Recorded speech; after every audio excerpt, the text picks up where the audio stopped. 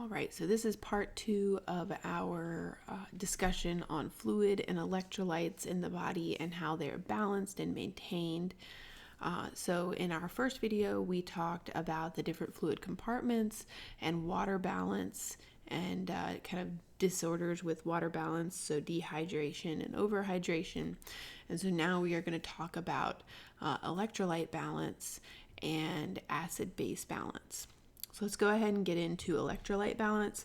So in this section, we're going to discuss a few of the really important electrolytes, why they're important, and then what happens if they are out of balance, right? So if you have too much or too little, and what your body will do to kind of restore that imbalance, right? So what kind of homeostatic mechanism is in place to bring you back to kind of your normal level for that electrolyte. All right, so a lot of this hopefully will be review. There's going to be some hormones that we are familiar with, right, that are going to be important for these different electrolytes and keeping them balanced. All right, so let's start with sodium. Okay, so sodium we know is important for action potentials, whether it's in muscles or in neurons.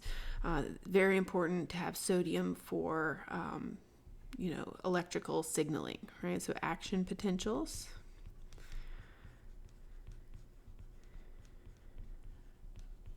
Right? It's also very important for osmotic pressure and maintaining osmotic pressure, right? Or blood pressure, especially.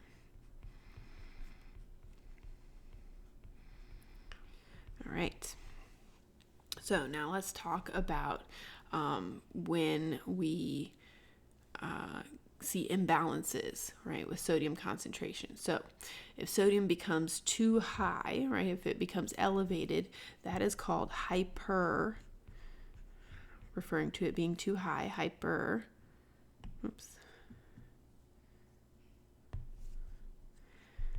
Okay, there we go. Natremia, referring to it being sodium that is out of balance, right? So hypernatremia. Okay, so too much sodium, right? So for our homeostat, that just means what is bringing us back to a normal level. So what'll help to bring that sodium down? So there are two important hormones that will do this, right? So we have ANP, atrial natriuretic peptide. Oops, that's a P, which is released by the heart, right? And will act on the kidneys. And then we have to help you get rid of, right, that sodium. And then we also have ADH, right, released by the pituitary gland, antidiuretic hormone, right? That will help to dilute the blood, right? That'll add water to the blood and dilute it to kind of, dilute out that sodium. All right, so that's if sodium's too high. And if sodium's too low, that is called hyponatremia.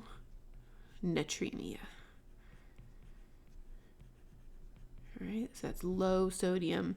So the homeostat, they'll help to bring sodium back up. There are two kind of important hormones. So we have aldosterone, which will stimulate the kidneys to kind of keep sodium, keep sodium, right? Stop getting rid of it. And then also we'll discuss with the urinary system the angiotensin, right? So there's a pathway with renin and angiotensin, and one of its functions is to cause your kidneys to put sodium back into the blood, right? So have aldosterone and angiotensin. 2. Okay. All right, so that's sodium, right? So sodium important for action potentials and osmotic pressure, right? And then there's a couple hormones each to help us maintain it if it gets too high or too low. All right, so now let's move on to potassium. Okay, so potassium also very important for action potential. So sodium gives us depolarization for the action potential and potassium repolarization for the action potential. So they're kind of two sides of the same function, right? So action potentials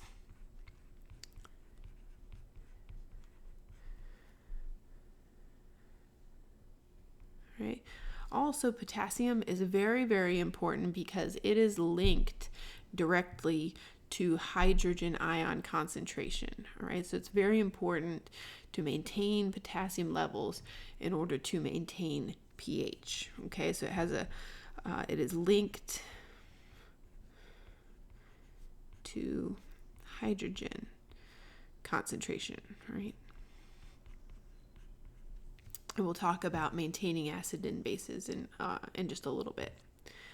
Okay, so if potassium gets too high, that is called hyperkalemia with a K, right? Hyperkalemia. That means potassium is too high. And so to bring it down, we have the hormone aldosterone, right? So we release more aldosterone. That will tell your kidneys to get rid of potassium, puts it into the urine so you can get rid of it. Okay? And so with hyperkalemia, one of the reasons, so we mentioned that it is linked to hydrogen ion concentration. And so if you have too much potassium, that can be very dangerous because that will increase your hydrogen ions, leading potentially to acidosis, which can be very dangerous. Okay, so it's important to maintain those potassium levels. Right? If potassium becomes too low, right, we see a low potassium that is called hypokalemia.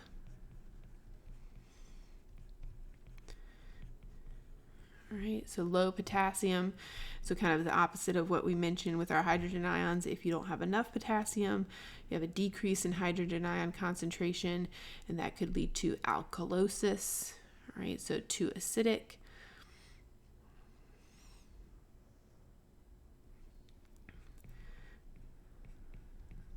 Okay. All right, so let's talk about our homeostat that will help to increase our potassium ion concentration. All right, and so for this, really, it also involves aldosterone.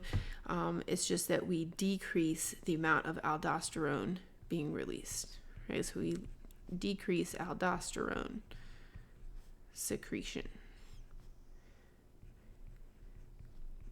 Right, so then we're not putting as much potassium into the urine, so we can retain some of it to help bring that concentration back up.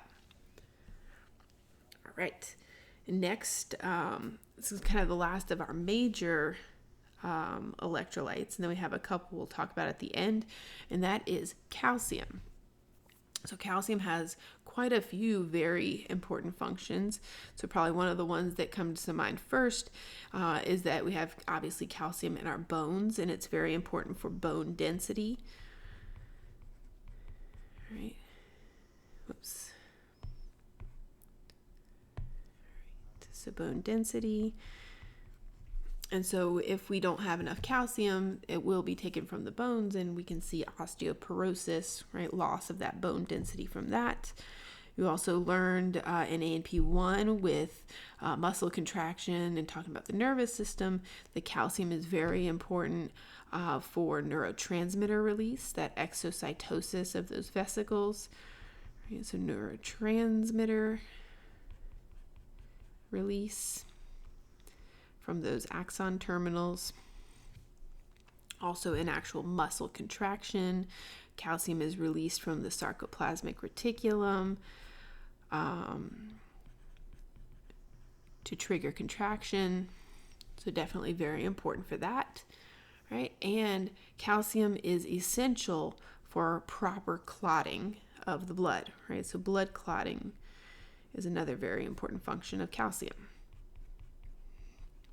Right, so definitely essential to maintain levels of calcium in the blood. Okay, so let's talk about our imbalances. So if we have too much calcium, that is possibly, as you have guessed, called hypercalcemia. All right, so it just means we have too much calcium. And so we have two hormones that are going to kind of regulate calcium levels that you learned about when you learned about bone physiology, right? So to bring calcium levels down, we have calcitonin.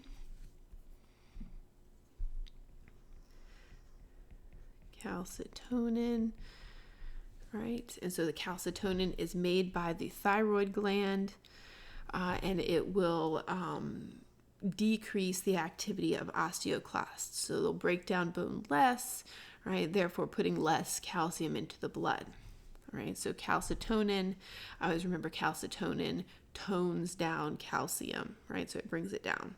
That's kind of how I keep the two calcium hormones straight.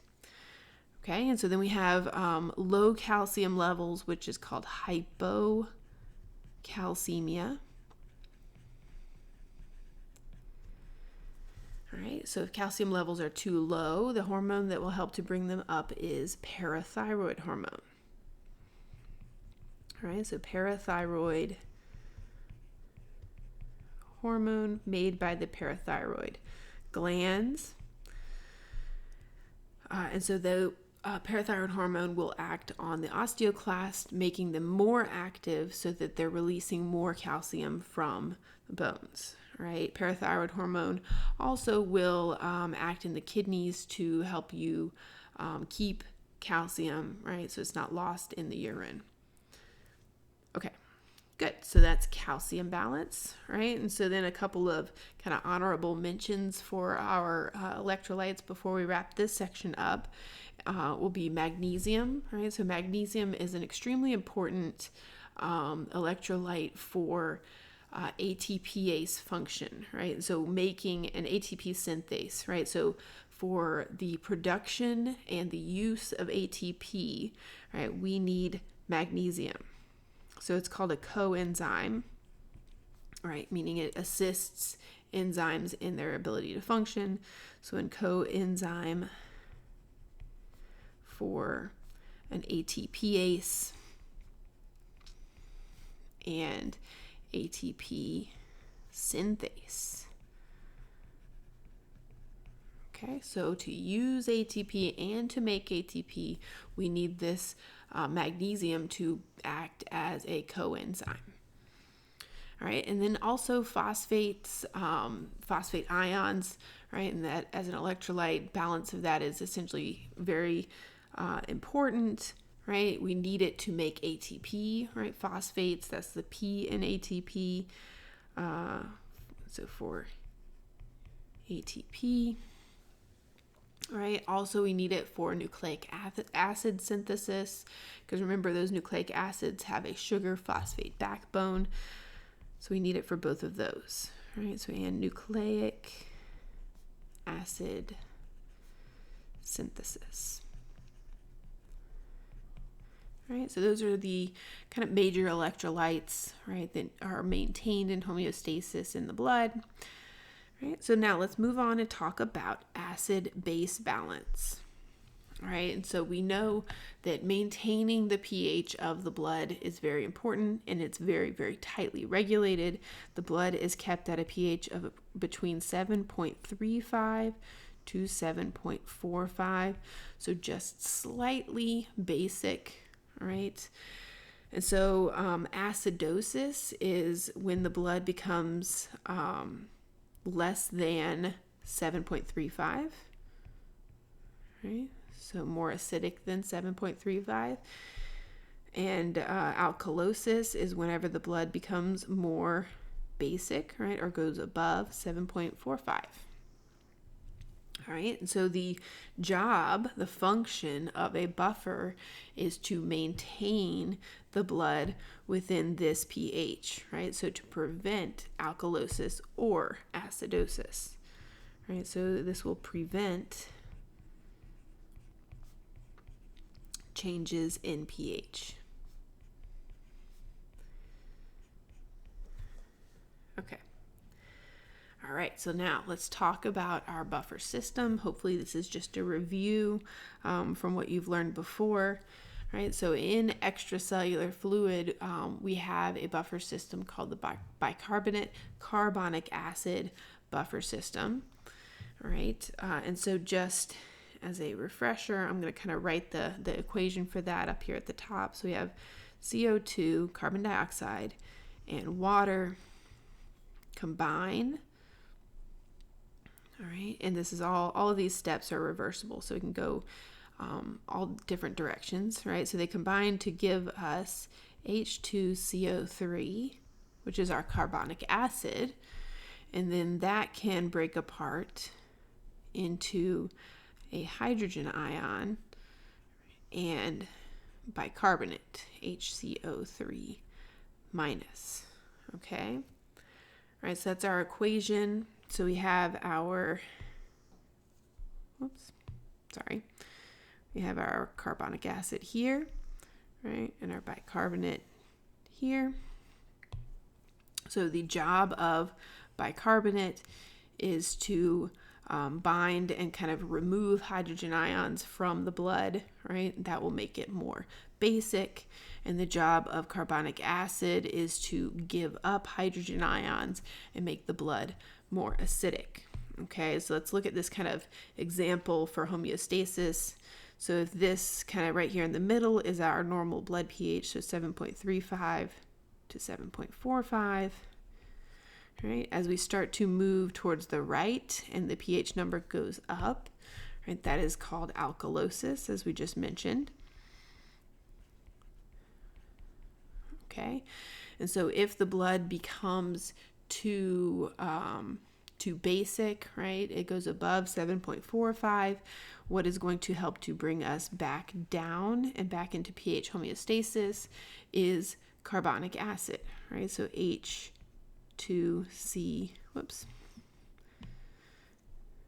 CO3 will release hydrogen ions,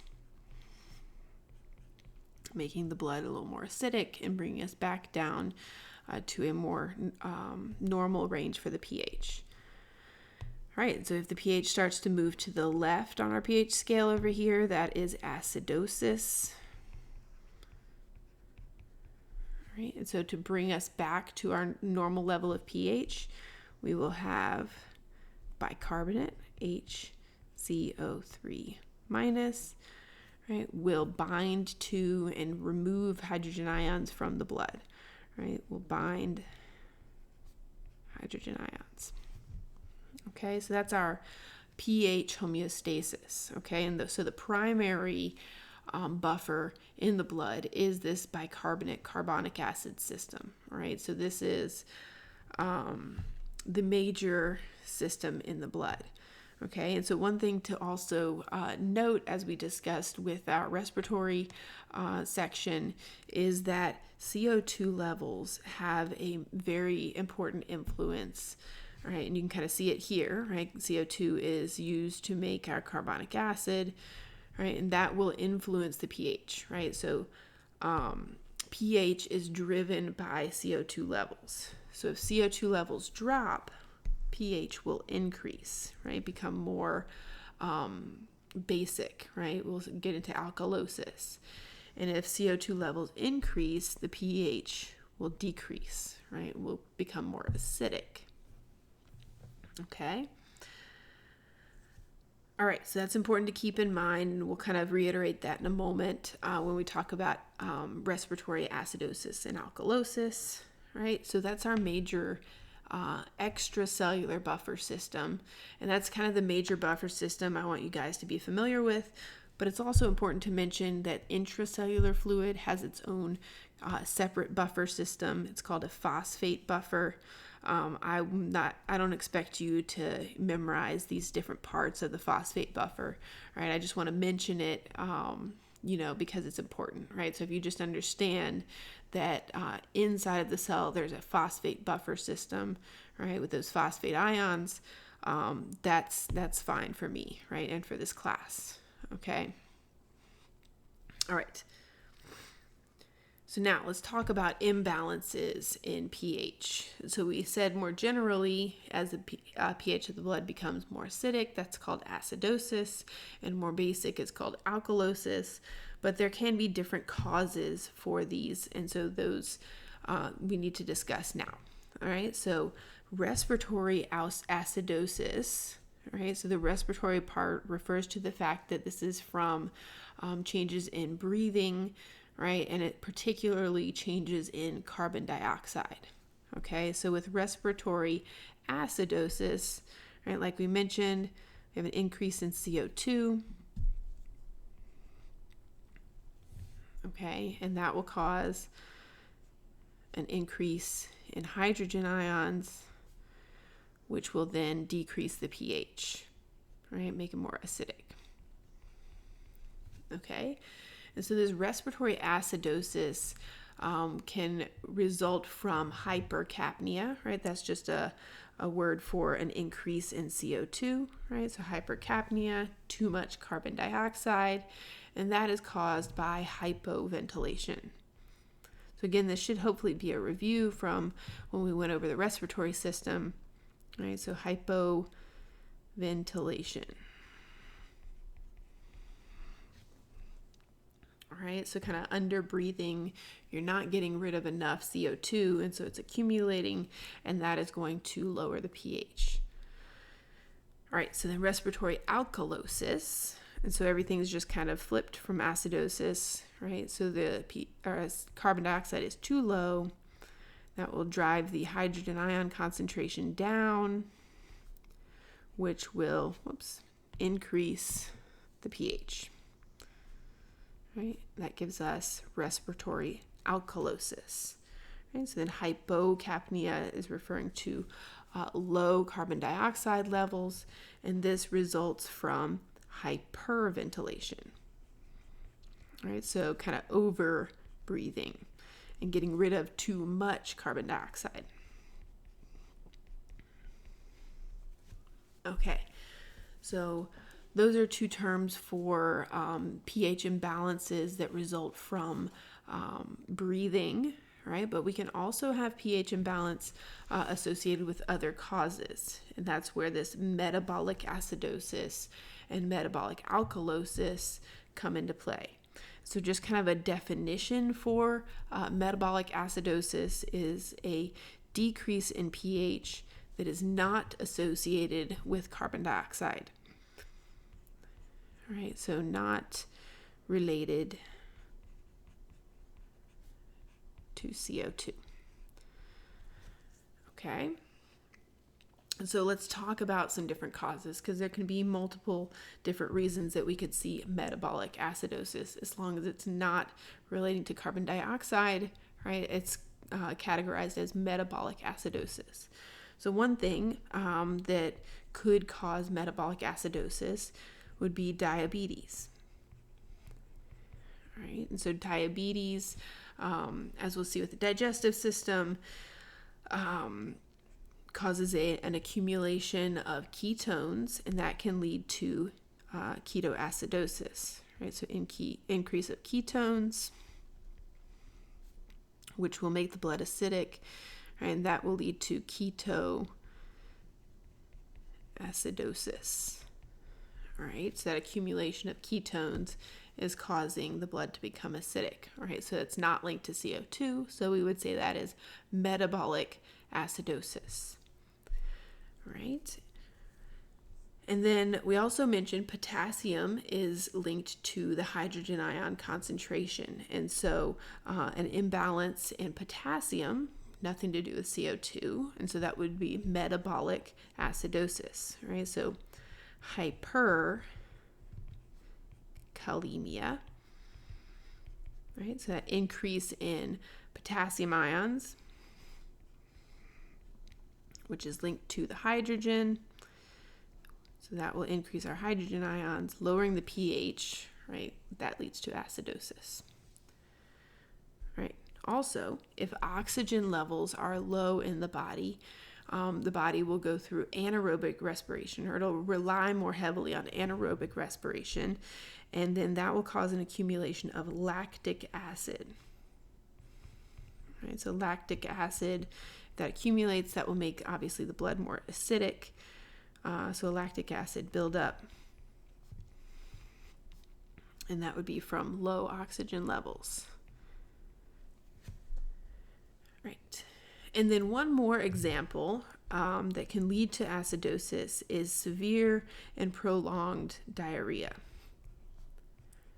And so with diarrhea, what ends up happening is that you lose a lot of bicarbonate with the diarrhea, right? So it's a loss of bicarbonate specifically that would lead to acidosis, right? So you're losing, right, that bicarbonate, so it's not able to bind up those hydrogen ions to help balance pH, right? And that can lead to acidosis. Okay, so these are some things that can cause metabolic acidosis. All right, and so let's talk about metabolic alkalosis. And so this would just be an increase in pH not associated with carbon dioxide. All right, so there's two kind of major causes that we'll discuss of alkalosis. And so one is going to be severe and prolonged vomiting. All right, so with prolonged vomiting, and throwing up, you are throwing up that stomach acid. And so you're losing all of that acid, right? So you lose acid. And so that actually can make your body more alkaline, right? So metabolic alkalosis. And then also kind of going back to our potassium ions again, all right? So hypokalemia,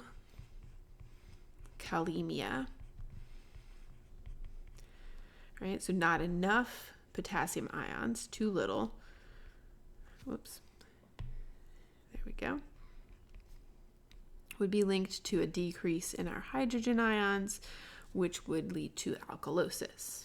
Okay, so make sure you have that straight, right, with respiratory alkalosis and acidosis versus metabolic alkalosis and acidosis, and some examples of each.